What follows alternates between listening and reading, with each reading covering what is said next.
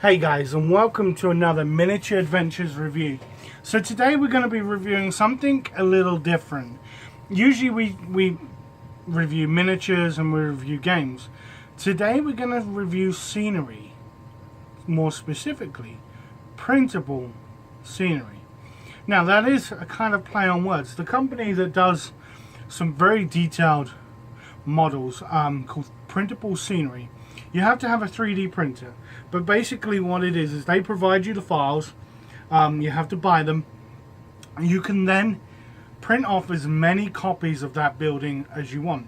So I wanted to review a building that I saw on the website and I loved. It's called the Merchants Building. 3 levels. So roof, top floor, bottom floor. It comes with a great kind of like market stand that sits perfectly outside, as well as with some barrels, some great 3D printable fruits and veggies, sacks, more barrels, and like some sacks of potatoes.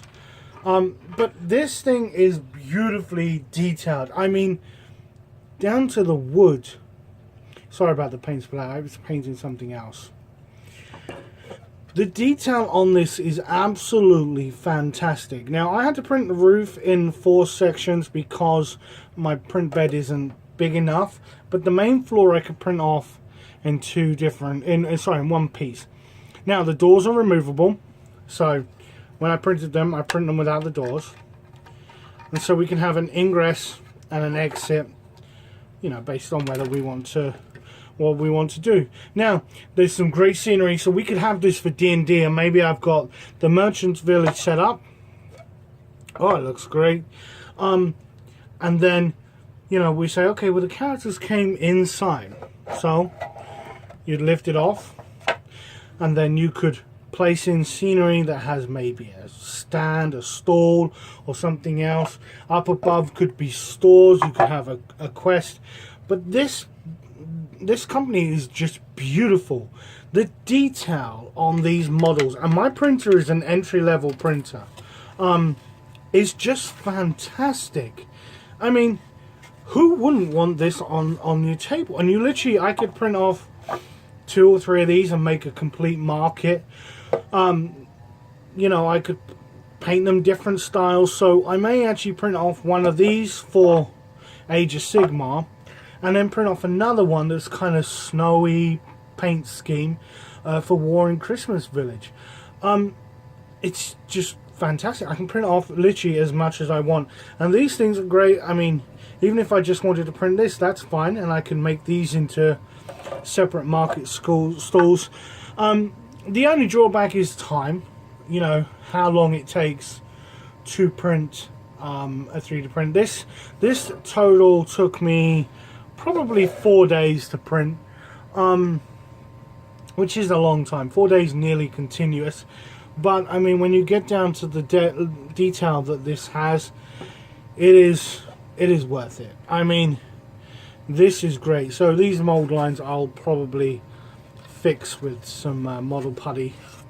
Just kind of make it, you know, make it look nice and cover it up. Now, I'm not sure if I'm going to use this for roleplay. The only downside I do have to this is there's no pegs to keep this bottom floor on, so it kind of wobbles around a little bit. But I mean, that's a small, minor kind of issue. I just want to kind of show you the level of detail on this. I mean, this is beautiful. Beautifully well done. Let's just adjust that so it looks a bit better. I would definitely like to see myself role-playing in this, especially with the stand and kind of all the, you know, the doors and the barrels outside. It's definitely something that I would like to see in a game. And I mean, it's just fantastic detail right down to the doors, the cobblestone on the bottom, the kind of like indents for the sorry, for the material. My printer did kind of mess up a little bit, but that was actually a user error, not them. And as I say, I could print off as many of these as I want. Now I could leave this off and just have it like this. Maybe put a flag coming out to say it's an in, you know, or we could build some stuff on the end. I mean, look, that is just beautiful, beautifully well done, and a beautiful design. Now, again, as I say, you need to have a 3D printer to take advantage of this. Their prices aren't too bad. I think this one was $15. And as I say, I have the files for life. Now, they do constantly do updates on the building. Maybe they may add like pegs eventually, or they may change kind of like the structure a little bit. Maybe they'll change the window design, things like that. Now, this could be glued as all one model, especially if you weren't going to use it for roleplay. If you were going to use it just for war gaming, and it pretty much fits with most other buildings. I mean, this is another one that I 3D printed, and it's not from their company.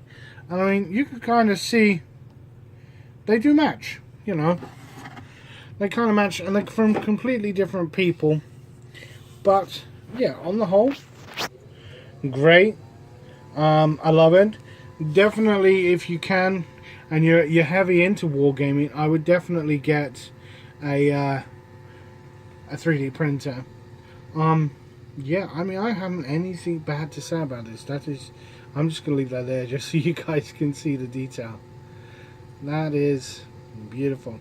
I'll do a tutorial, maybe just a quick video once it's all painted, and you're definitely going to see it in some of our battle reports. So yeah, that's all from us. Please consider liking the video if you like it, subscribing if you haven't already. Head on down to our Patreon page, maybe see if you'd like to support the channel a little bit. We also have our website where we have news on all the latest gaming and tabletop gaming and role-playing news. So, happy gaming, and we will see you all later. Bye.